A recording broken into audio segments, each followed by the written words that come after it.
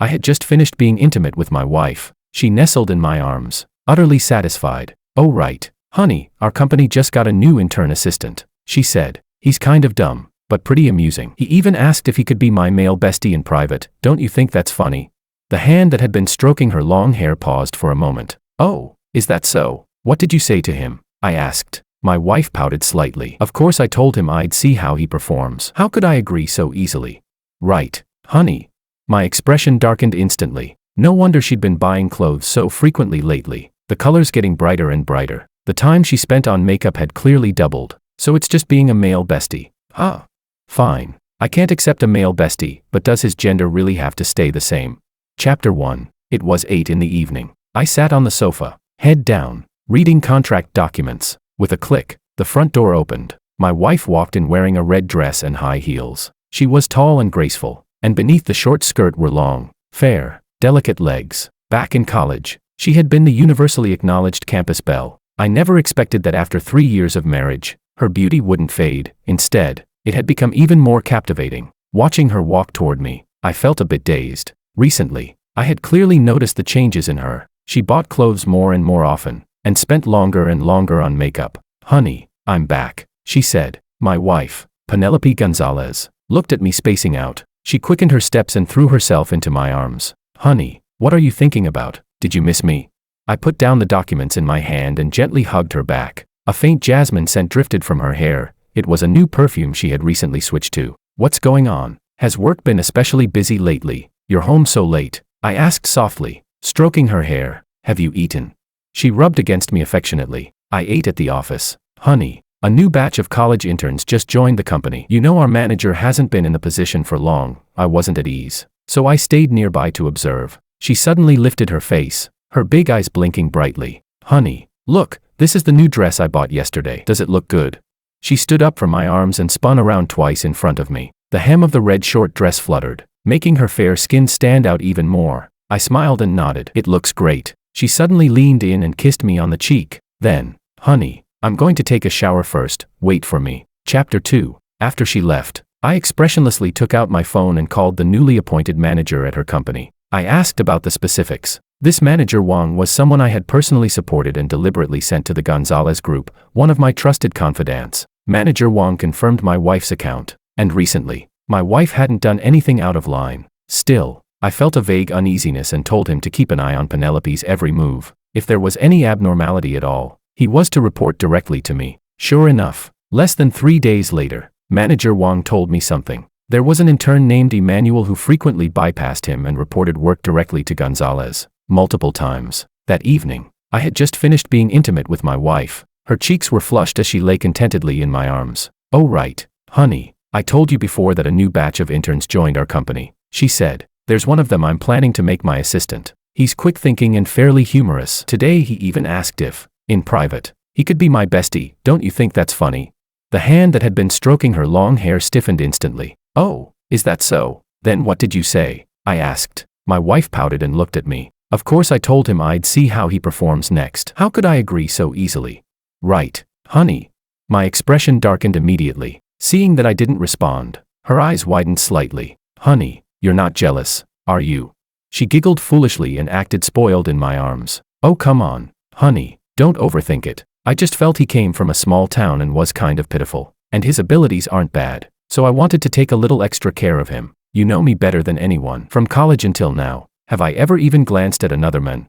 That part, at least, was true. Since college, she had rejected countless admirers for my sake and stayed by my side alone. The two of us were inseparable. After graduation, my family had looked down on the Gonzalez family and originally planned to arrange a political marriage for me, but I insisted on marrying Penelope Gonzalez. My parents couldn't sway me and eventually agreed. In the 3 years after marriage, my wife had never crossed any boundaries. Last year, when my mother fell ill and was hospitalized, my father and I happened to be overseas on a business trip, expanding into international markets. During that period, it was Penelope who handled everything at the hospital, taking care of my mother tirelessly. When we returned from the trip, it was also the first time my mother spoke well of her in front of me. She praised my judgment, saying I had found a good wife. Over the years, the Gonzalez family business had also grown larger and stronger under the protection of my Santos family. If it weren't for Penelope's recent abnormal behavior, I wouldn't have doubted her in the slightest. What if I said, "I want you to fire him"?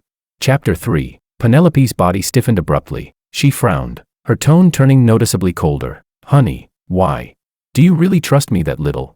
I continued to stroke her long hair, though my fingertips carried a trace of chill. "I'm joking. Look how nervous you got. Since he's capable, it's good to give young people more opportunities. But forget about being besties, you know my bottom line." Only then did Penelope let out a long sigh of relief. She rubbed against me in my arms. "Don't worry, honey, your wife knows her limits." "Oh, right." She suddenly seemed to remember something. "Aren't you going on a business trip next Wednesday? I might take him to meet a client. Young people need more real-world experience. I'm telling you in advance, don't overthink it." "Okay.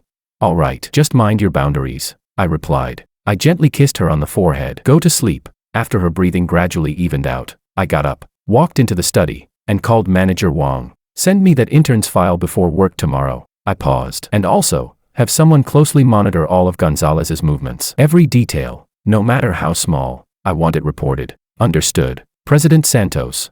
After hanging up, I contacted a private investigator to keep tabs on Penelope's every move. Better safe than sorry. I have no interest in being cheated on. Staring at the pale moonlight outside the window, I felt no trace of sleepiness. After so many years together, I would definitely give her a chance. But if she truly crossed the line and touched my bottom line, I wouldn't mind stripping the Gonzalez family of everything and resetting them to square one. 3 days later, I wheeled my suitcase out the door. My wife, dressed in a light yellow floral dress, saw me off at the entrance. She clung to me, holding my face and kissing me repeatedly. "Honey, come back early from your trip. What if I miss you?" I gently pinched her cheek. "It's only a week. I'll be back soon." After much coaxing, I finally managed to get her to let go of me. "All right then, be careful on the road. Honey, call me when you arrive." She looked at me pitifully. After driving away from Penelope, I took out my phone and looked at the intern Emmanuel's photo, his features oddly similar to mine. The smile on my face slowly disappeared, playing the substitute trope. "Are we?"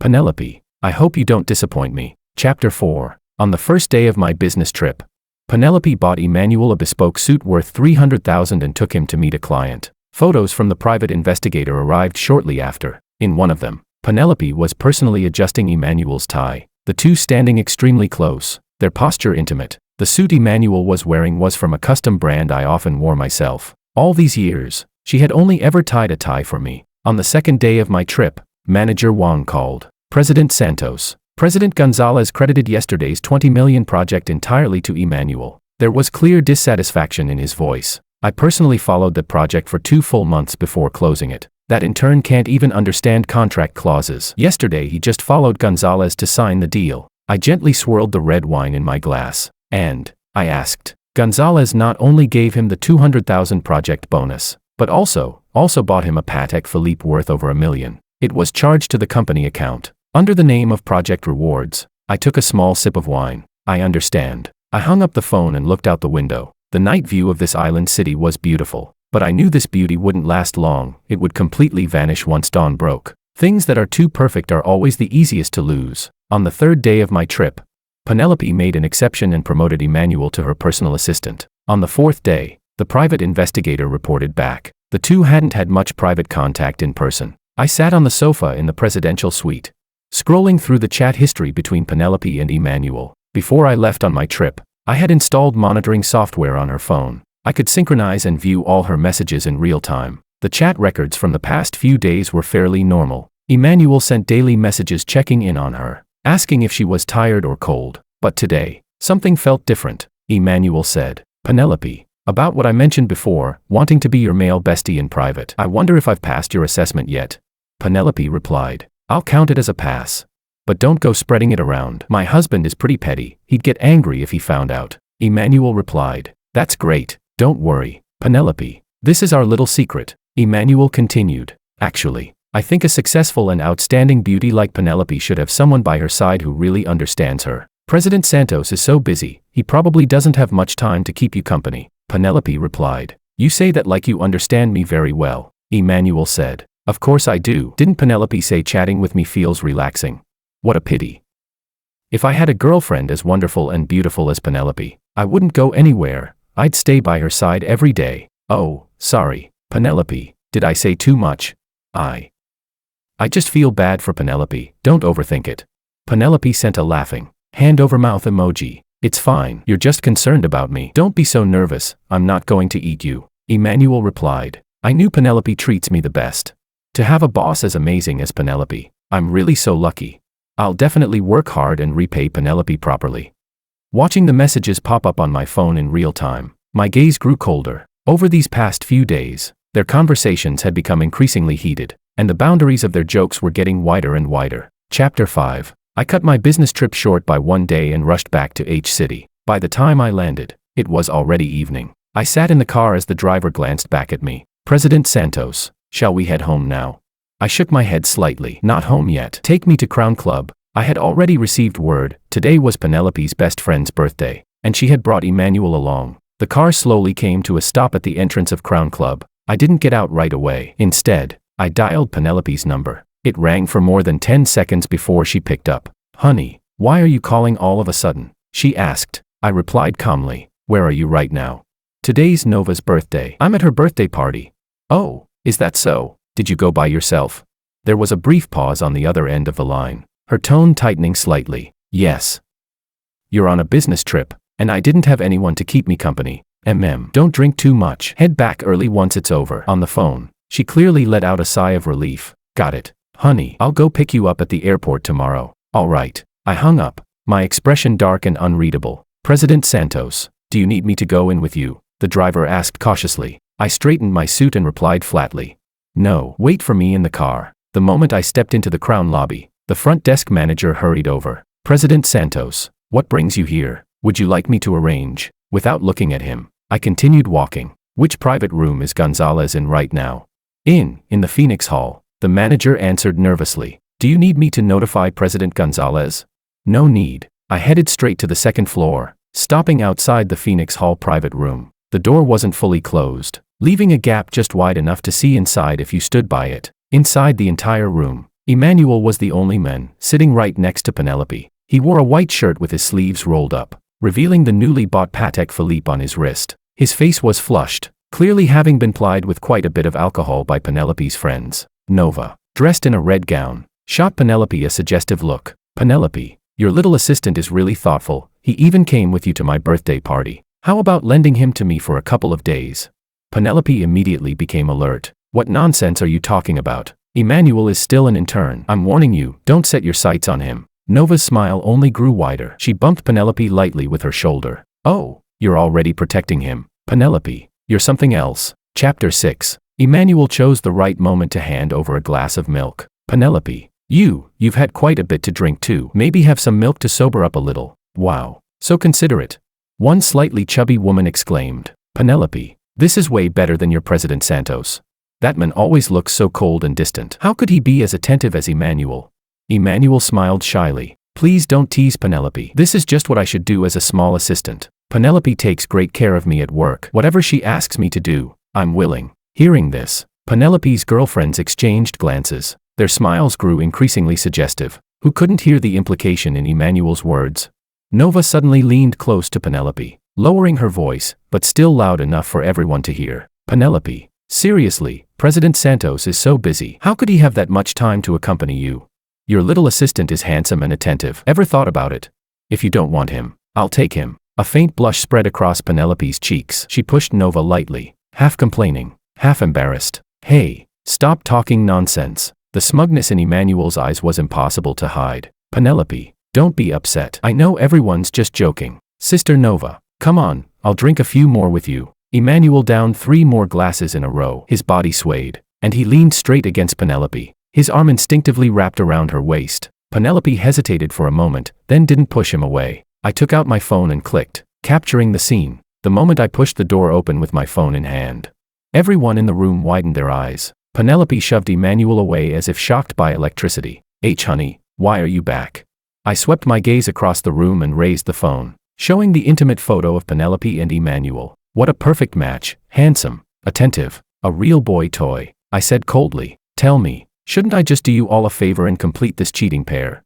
Penelope's friend stared at me in disbelief, not daring to breathe. Half drunk, Penelope sobered up instantly and jumped to her feet. Honey, you misunderstood. It's not what you think. Seeing Penelope wronged, Emmanuel immediately flew into a rage. He shot to his feet and blocked her behind him. glaring at me defiantly. You're Penelope's husband.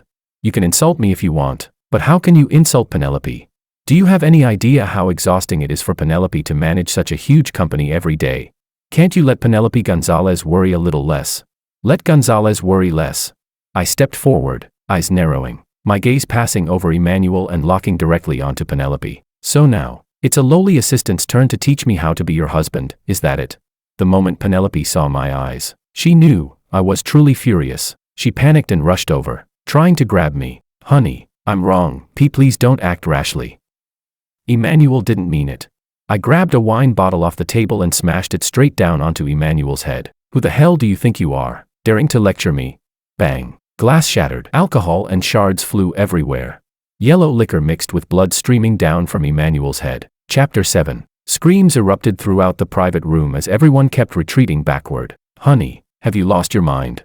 Penelope rushed over to hug me, but I flung her away with one hand. Emmanuel glared at me with venom in his eyes. He struggled to get up, only for me to kick him flying. I strode over, grabbed his tie, and yanked him up. Then I slapped his pale face over and over again. Smack, smack, smack. Emmanuel was finally terrified, crying and begging nonstop. President Santos, I was wrong. I'm sorry, I shouldn't have provoked you. Please let me go. I'll never dare again. Nova finally snapped out of it and hurried over to pull at me, trying to smooth things over. President Santos, you really misunderstood. Today is my birthday, please. Just give me some face, all right? I slapped her across the face. Who the hell do you think you are? Why should I give you any face? The entire room fell into dead silence. Nova covered her face, standing there in a daze, staring at me in disbelief. Penelope finally exploded with anger. Her face flushed bright red. Skylar Santos, that's enough. Have you completely lost your mind? Emmanuel was just drunk earlier and accidentally leaned on me. There's nothing between us. We're completely innocent. How long are you going to keep making a scene? Innocent. I backhanded Penelope across the face. Innocent. Then why did you lie to me, saying you came alone to your best friend's birthday? He's just an intern. What ability does he have for you to value him so much? Promote him straight to executive assistant. Manager Wong worked on that project for 2 months. You just took this pretty boy to sign a contract, and suddenly all the credit belongs to him. You give him bonuses, and that's not enough. You even buy him $1 million watch. Chatting flirtatiously with this pretty boy in the dead of night, and you dare tell me you're innocent? Penelope covered her face. Tears welled in her eyes, but she stubbornly lifted her chin. So, you've been monitoring me all this time. Her voice trembled uncontrollably. Skylar, when did you become so unfamiliar, so terrifying? Chapter 8. Terrifying. I sneered at her. Compared to you flirting behind my back with some pretty boy, investigating the truth between you is what you call terrifying. Nova covered her face and muttered from the side. President Santos, you really overthought it. Everyone was just joking earlier. Shut up. I turned and pointed straight at her nose, shouting harshly, this is not your place to speak. The entire room fell into instant silence. Everyone was cowed by my presence. Emmanuel still refused to back down. President Santos, don't make things hard for Penelope. If there's a problem, come at me. I laughed immediately. Such an excessive request, I'd be happy to grant it. I walked over and started kicking him again. One kick after another. Young as he was and physically fit, after more than a dozen kicks, he couldn't take it anymore. He spat out a large mouthful of blood with a retch. Stop, honey, stop hitting him. I was wrong. I really was wrong. Please stop, honey. If you don't stop, I'm calling the police. I kicked him another 5 or 6 times before finally stopping. I scanned the room and let out a cold laugh. Fine, call the police. Right. Sure, let me make this clear today. Call the police, I'll at most pay some compensation. But everyone here, every single one of you, I'll make sure all your families go bankrupt. Just wait for it. The Santos Group is the leading corporation in H City. Among these spoiled rich kids, aside from the Gonzalez family, which had developed decently over the past few years only because of me, none of their family businesses were worth mentioning. Making those small companies go bankrupt would take no more than a few phone calls. In the past, out of consideration for Penelope, I'd treated them politely. Did they really think I cared about them? As soon as I said this, they finally realized exactly who they had provoked. Panic spread instantly. Faces turned pale. Legs went weak. President Santos, we were wrong. This has nothing to do with us. Yes, President Santos, we're innocent. President Santos, we can testify for you. You didn't hit him. Emmanuel fell on his own. He brought it on himself. President Santos, if you're still not satisfied, we'll hit him for you. Please rest. Exactly. How could we let you dirty your hands with this? We'll handle it. Seeing that I neither agreed nor objected, they exchanged glances and rushed forward together, taking turns slapping Emmanuel across the face. Smack, smack, smack. The blows were ruthless. The entire private room echoed with slaps and Emmanuel's screams. Penelope stood there completely stunned. She never imagined that simply bringing a small assistant to a best friend's birthday would end like this. She wanted to rush over and stop it, but didn't dare. She could only stand there in a daze. I didn't spare her another glance and turned to leave, the moment the private room door closed. Penelope finally collapsed to the floor, breaking down in sobs. Chapter 9. I sat in the back seat of the car and closed my eyes. Drive. Go home. It was almost midnight when Penelope finally returned. Her eyes were swollen and red. When she saw me sitting on the sofa, her gaze turned complicated. Honey, can we talk? I tossed the divorce agreement my lawyer had prepared in advance onto the coffee table. There's nothing to talk about. Divorce. Penelope stared at the agreement as if struck by lightning. She staggered a few steps and almost fell. No, honey, I don't want a divorce. I was wrong. I really was wrong. She rushed over and hugged my legs, tears falling in large drops. I know I was wrong. Honey, I really didn't do anything to betray you. Please, give me one more chance. Okay. I grabbed her chin hard. Her cheeks were swollen, tears streaming down her face. Give you a chance? Did you forget how you were about to call the police at Crown Club to protect your precious little boy toy? Her whole body stiffened, and she shook her head frantically. No, honey, that's not it. I was afraid you'd hit too hard and things would get out of control. Honey, there's really nothing between him and me. I'll never see him again. I'll fire him tomorrow. As she spoke, she leaned in to kiss me. I kicked her away. Penelope, are you shameless? At the beginning, I told you to fire him. You refused. Now that things have blown up like this, you come begging me.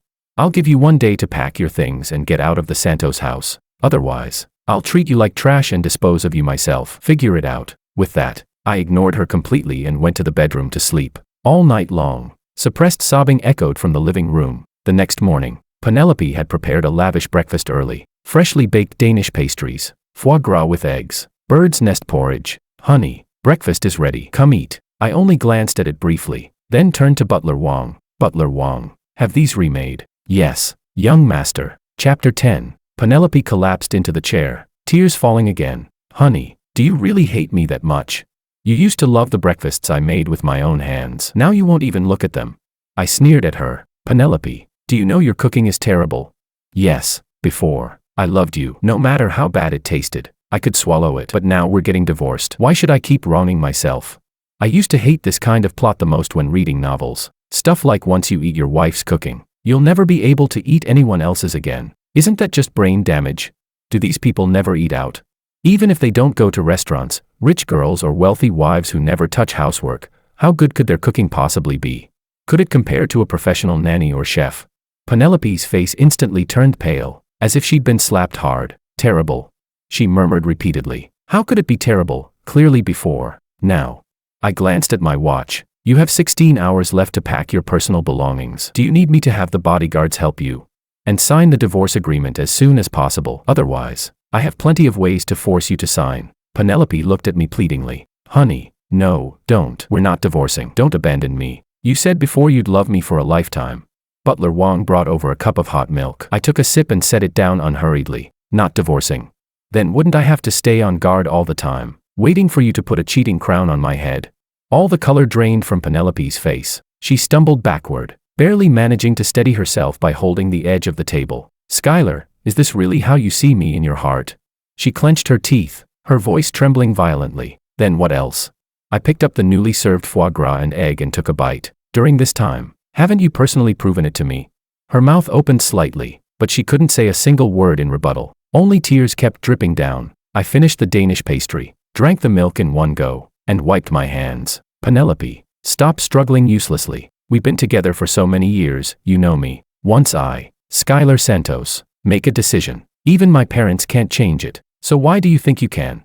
Pack your things, sign the divorce agreement, and let's part cleanly. With that, I didn't look at her again and left the house with my bodyguards. Chapter 11. In the period that followed, Penelope Gonzalez moved out, yet still refused to sign the divorce agreement. Left with no other choice, I turned my attention to the Gonzalez Group. After Manager Wong's bonus was reissued, I recalled him back to take a position at the Santos Group. 60% of the Gonzalez Group's business had always come from the Santos Group. Once the Santos Group publicly announced the termination of all cooperation with Gonzalez, the Gonzalez Group stock began to plummet day after day. Other companies that had partnerships with the Santos Group quickly followed suit, canceling their cooperation with Gonzalez at the first opportunity. The Gonzalez Group was thrown into chaos, buffeted by storms, with panic spreading everywhere. As for that pretty boy Emmanuel, I had every detail of his background thoroughly investigated. Back in college, he had been kept by wealthy older women multiple times. After Penelope forced him to return the gifts and kicked him out of the company, he simply went back to his old ways.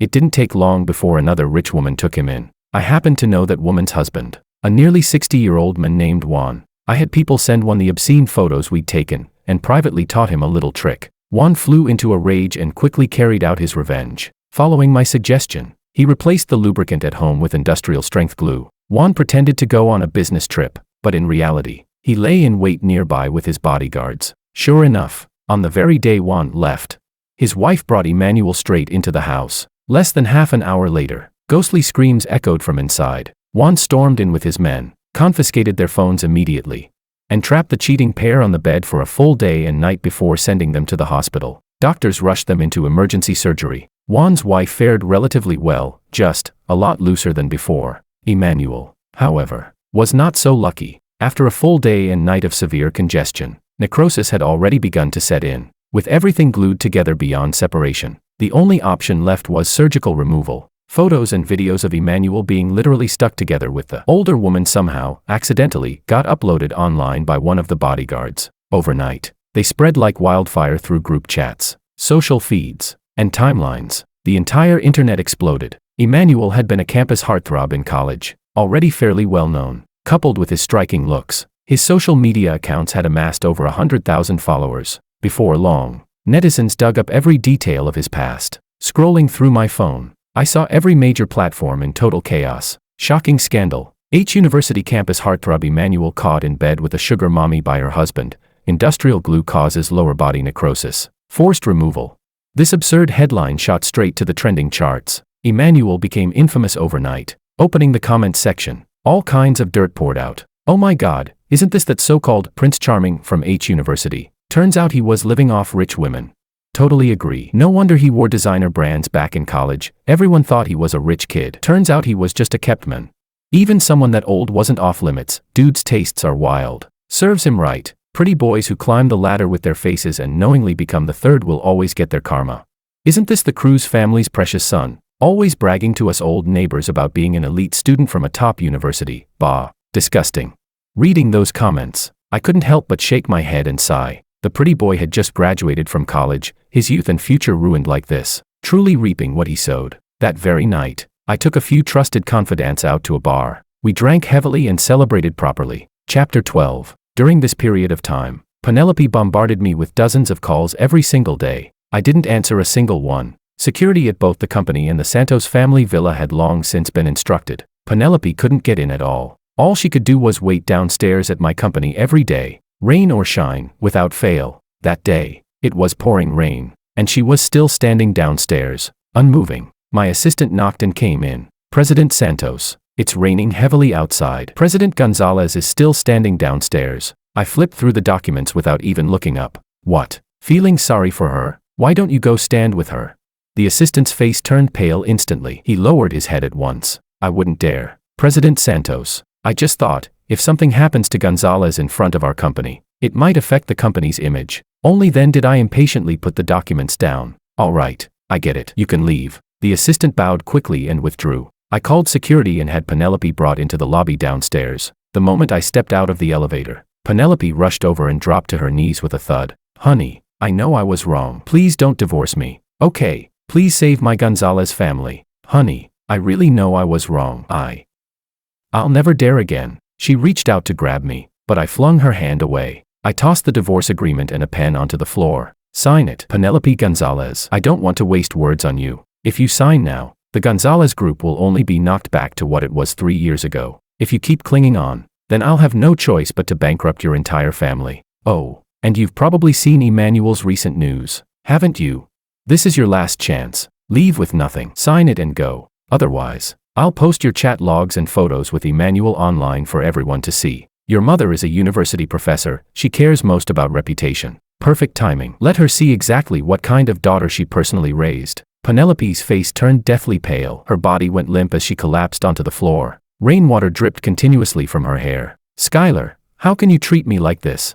Her voice trembled uncontrollably. Skylar, my mother isn't in good health. You can't do this. You can't do this to my mother. Oh, now you know how to think about your mother. I looked at her coldly. Then when you were flirting and getting cozy with Emmanuel, why didn't you think about your family? Penelope bit her lip hard, blood seeping out from between her lips. Well, I frowned and glanced at my watch. Are you signing or not?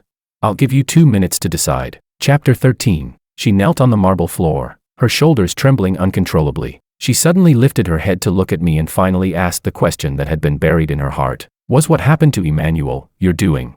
I nodded, not denying it. Yes, it was me. And if you don't sign, I have plenty of ways to deal with you too. Hearing this, Penelope couldn't help but shudder. She didn't dare hesitate any longer. Gritting her teeth, she finally signed the divorce agreement. If you'd signed earlier, wouldn't that have been better? I said calmly as I put the papers away. Remember this, starting today, we're completely even. And don't you ever come bothering me again. She looked up at me through tear-filled eyes. Skylar, these past years, did you ever? I interrupted her coldly. I loved you. After saying those last words, I didn't look at her again and turned to step into the elevator. Behind me came her heart-wrenching sobs. After work, just as I was about to get into the car, Emmanuel suddenly sprang out from behind a pillar. The 4 bodyguards behind me immediately pinned him to the ground. Skylar, Juan's almost 60, there's no way he's got that kind of scheme in him.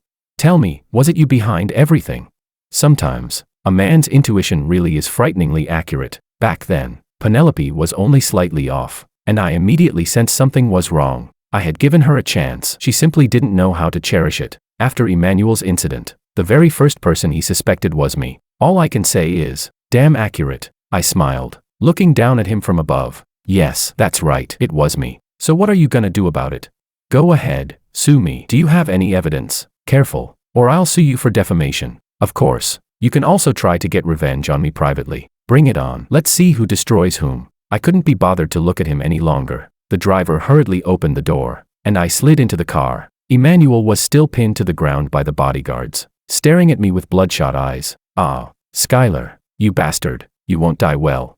I rolled the window down and looked at him with mock pity. Emmanuel, being Penelope's male bestie is no longer an option for you, but you could still be a female bestie. Think about it. Emmanuel went completely berserk. He struggled violently, veins bulging from his forehead. Ah, Skylar, you deserve to die, even as a ghost. I won't let you go.